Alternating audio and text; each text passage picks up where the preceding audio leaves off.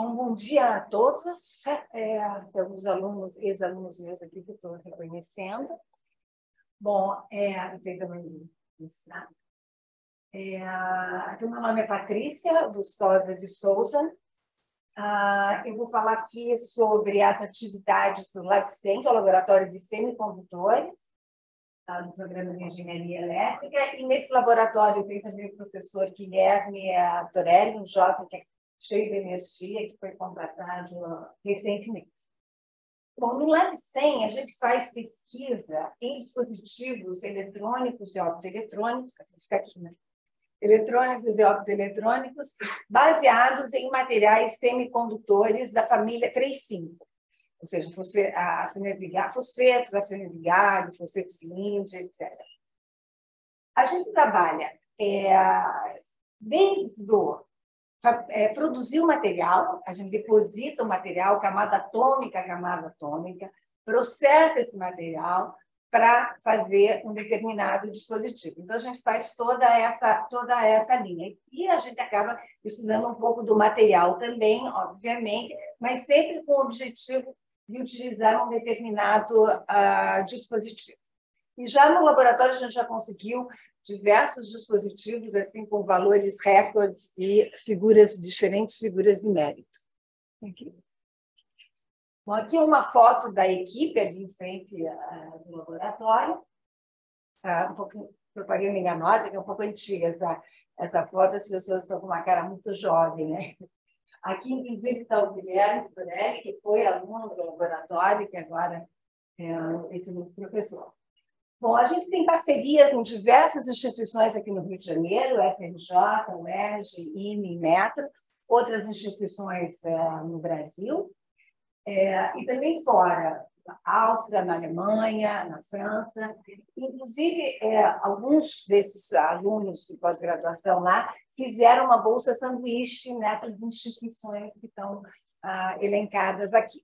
Então, você tem essa oportunidade. Bom, como eu falei, o laboratório, a gente vai desde a deposição até o dispositivo final. Aqui tem uma lista que eu não vou entrar em detalhes dos equipamentos que a gente tem no laboratório, mas o que chama atenção para esse equipamento aqui, que é o equipamento, que é o coração do laboratório, que é justamente esse equipamento da deposição das camadas. E a gente pode fazer as camadas da maneira que a gente quer. Então, tem o material, caracterização do material, raio-x, propriedades ópticas, etc. A gente fabrica o dispositivo em sala limpa, já vou mostrar fotos da sala limpa, e tem a caracterização do desempenho dos dispositivos produzidos. Então, isso aqui são umas fotos da sala limpa, e a gente acabou de receber um projeto aprovado da FINEP para comprar outros equipamentos para a sala limpa. Então, essa é uma sala que a gente pode processar dispositivos na escala nanométrica, justamente. Bom, então, que dispositivos que a gente pega? A gente pode fazer lasers, LED, transistores, etc. E tal. Os dispositivos nos quais a gente vem se concentrando mais ultimamente são os fotodetetores de infravermelho e células solares. Então, eu coloquei aqui esse sistema, e aí o crescimento epitaxial, como eu falei, daí a gente estuda a deposição, claro, para poder fazer um dispositivo melhor, e nanoestruturas, aqui tem uma imagem de pontos quânticos, poços quânticos, etc. Os pontos quânticos são estruturas nanométricas nas 3 dimensões, os poços quânticos nanométricos só numa das dimensões. Então, essas são as linhas de pesquisa que a gente, se metendo um pouquinho na área que já apresentaram aqui, né? A gente usa alguns métodos de inteligência artificial para otimizar no projeto da estrutura, para otimizar a estrutura que a gente quer crescer e produzir. Bom, por que a gente esses 2 dispositivos foram escolhidos por questões estratégicas? No caso dos fotodetetores de infravermelho, como eles têm aplicação militar, o que acontece? É muito difícil a gente conseguir comprar no mercado internacional, até insumos. Por exemplo, eu já tive dificuldade de comprar insumos para eu fazer a deposição, fabricar o dispositivo, porque eu já estou classificada aí internacionalmente, que eu trabalho nisso, e às vezes eu tenho dificuldade de comprar um insumo. Então, é uma tecnologia que a gente tem que desenvolver no país. E as células fotovoltaicas, bom, enfim, toda essa questão de transição energética, que já foi mencionado aqui, e, na realidade, as células solares também são para aplicações em satélites, é a única forma, né, de você ter energia no espaço. Bom, aqui estão as aplicações inúmeras dos detectores de infravermelho, comunicação no espaço livre, vazamento de gases, né, inspeção industrial, medicina, imageamento, e tem as aplicações militares, obviamente. Bom, então, os fotodetectores que a gente vem trabalhando em matrizes para o SWIR. SWIR é a faixa de comprimento Small Wavelength Infrared, que é entre 1 e 1,7 microns, mais ou menos. Que a gente vem fazendo justamente essas matrizes, tentando fazer matrizes desses detectores. QUIPS é Quantum Well Infrared Photovoltaics. É você usar estruturas específicas de postos quânticos para a detecção infravermelha. E células voltaicas, o que a gente trabalha com os materiais semicondutores 3,5 que eu mencionei, que é o que a gente precisa, são as células solares que têm... São as células solares mais eficientes, só que elas são caríssimas. Então, a gente vem trabalhando no sentido de reduzir o custo delas. Eu vou mostrar aqui para vocês um pouco.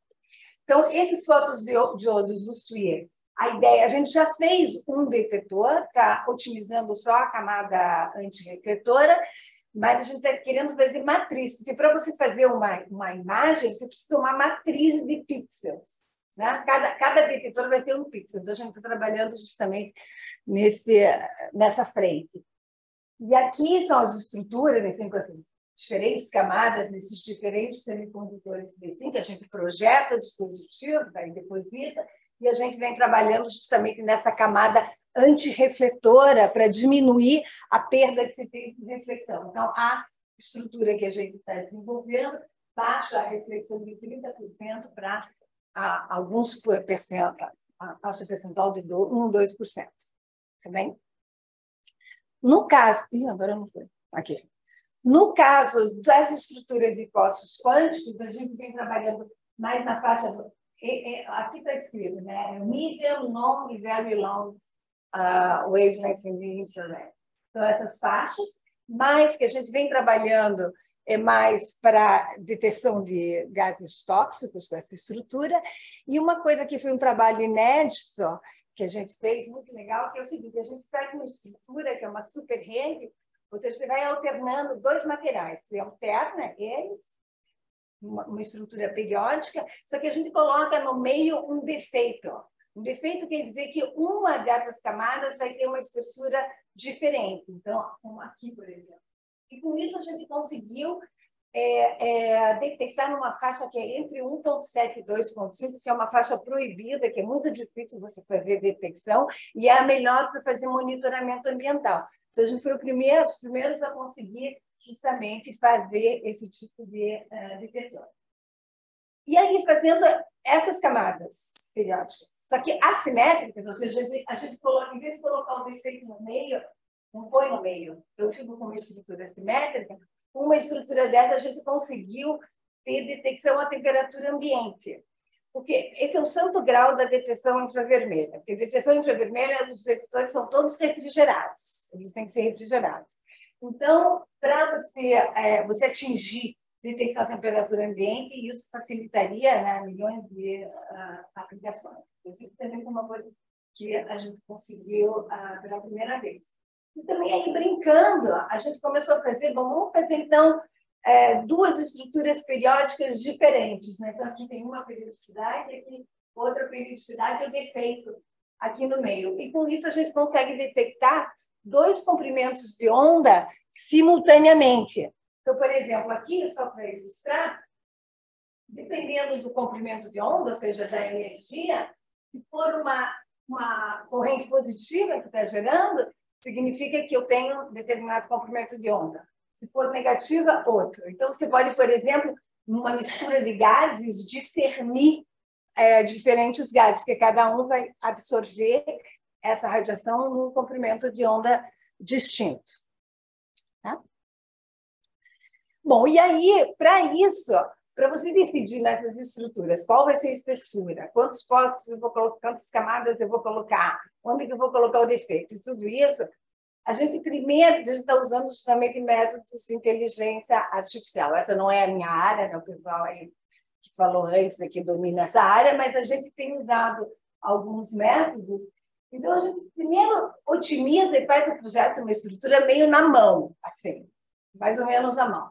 Aí, depois a gente fez um mapeamento. Vamos ver aqui, em torno dessas espessuras que a gente está usando, vamos mapear as energias que a gente pode detectar e qual a probabilidade de absorver, ou seja, quão eficiente vai ser a absorção nessa energia. Qual que vai ser essa eficiência? Aí a gente vai, só que para daí você... aí aqui está a espessura de uma das camadas e a espessura da outra camada na estrutura periódica.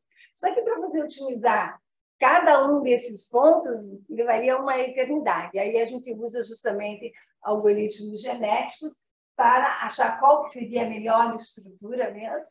E aí a gente chega a uma estrutura e cresce e vê se de fato está desempenhando conforme a modelagem.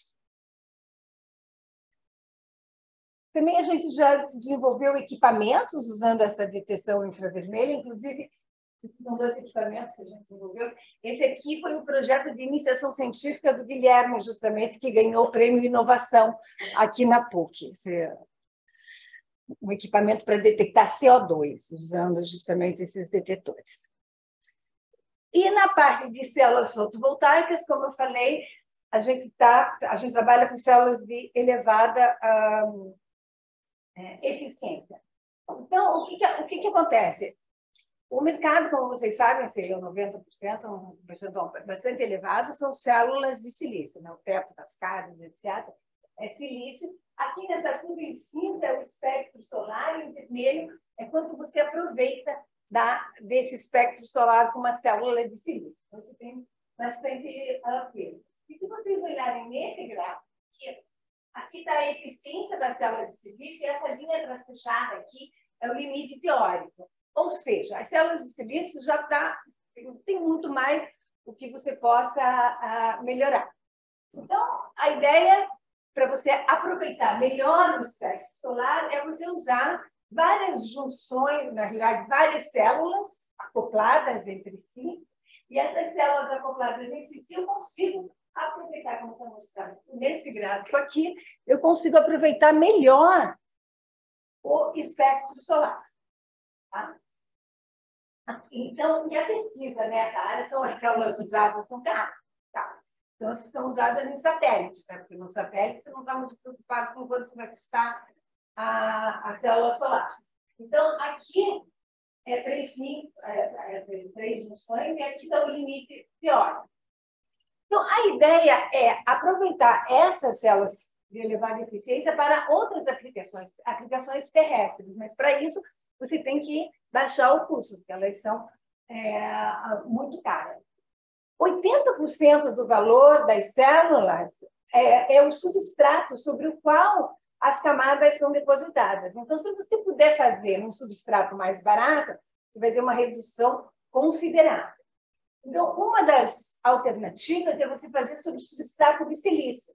Se vocês olharem aqui, 3,5 sobre substrato de silício já foi feito, atingiu já uma eficiência de 35%, mas o limite teórico está bem assim, ou seja, tem bastante campo para fazer pesquisa nessa área. E a gente vem trabalhando nisso, e a expectativa do mercado, se vocês olharem ali, aquele cenário A, cenário B, o achurado em verde é a expectativa do mercado de células solares de 3,5 sobre silício.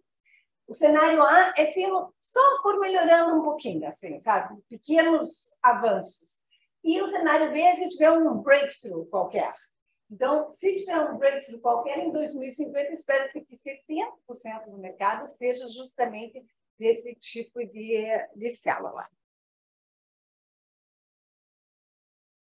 Aqui é um outro tipo de célula. Esse aqui é um pouco mais de pesquisa básica, que são células de banda intermediária que usam pontos quânticos. Então, a expectativa é que essas células tenham 60% de eficiência, mas ainda está muito longe disso, não chegou nem a... está em 15%, mas é uma área que se usa pontos quânticos para melhorar. A gente já obteve um aumento na corrente produzida com essas células solares, mas ainda tem bastante caminho, mas é um pouco mais de pesquisa básica. E, por último, que é muito interessante, com as células de alta eficiência, inclusive, é você usar, eu falei em usar substrato de silício, mas é você usar um substrato flexível. Para você usar um substrato flexível, você pode baratear. E, além disso, você pode aumentar a gama de aplicações. Né? Você pode, por exemplo, cobrir um carro com essas células solares. Ou você pode colocar na roupa. Enfim, ele pode se adaptar a qualquer superfície. Então, a gente vem trabalhando nisso. Na realidade, quando você produz o semicondutor flexível, tem que ser sobre o substrato rígido caro. Mas você pode depois remover o que você produziu e reutilizar o substrato. A ideia é essa, você reutilizar o substrato. Mas a gente então estava trabalhando na transferência das células que a gente fez para substratos flexíveis. Então, aqui está mostrando cobre, a gente fez cobre eletrodepositado como substrato flexível, né? Estou mostrando aqui a flexibilidade. Aí a gente transferiu, aqui está mostrando umas células pequenas que a gente produziu, transferidos justamente para esses substratos, e a eficiência, o desempenho das células é praticamente inalterado com essa transferência. E aqui, não sei se dá para ver, porque é completamente transparente, isso aqui é o que a gente está fazendo nesse momento, que são as blendas, os polímeros transparentes e que podem ser condutores para servir de substrato. E aí, sendo transparente, se você tem, por exemplo, várias células, você pode colocar, por condutor, você pode colocar, fazer com elas como se fosse o adesivo entre diferentes células que pegam partes diferentes do espectro e colar com esse material ou usar simplesmente como substrato. Né? Então, esse material que a gente conseguiu bem flexível, aqui a gente já conseguiu transferir o material e agora vamos transferir umas células e ver como que se comporta. Então, enfim, esse é um apanhado rápido das coisas que a gente vem fazendo e eu vou aproveitar aqui que esses alunos vão fazer a propaganda da conferência que eu estou organizando, que é o Shipping Rio, que vai ser de 28 de agosto a 1º de setembro. Na realidade, é um congresso que reúne 5 eventos. 4 eventos já encerraram as submissões, mas tem um 5º evento que chama Student Forum, que é para trabalhos de iniciação científica ou de mestrado, doutorado que esteja no início, não precisa ter resultado final, pode ser o desenvolvimento, como que está sendo feito. E esse ainda está aberto para submissões, então eu sugiro vocês entrarem lá no site e submeterem o trabalho. Ainda tem uma semana para vocês fazerem isso. Era isso que eu tinha para apresentar. Se tiverem perguntas.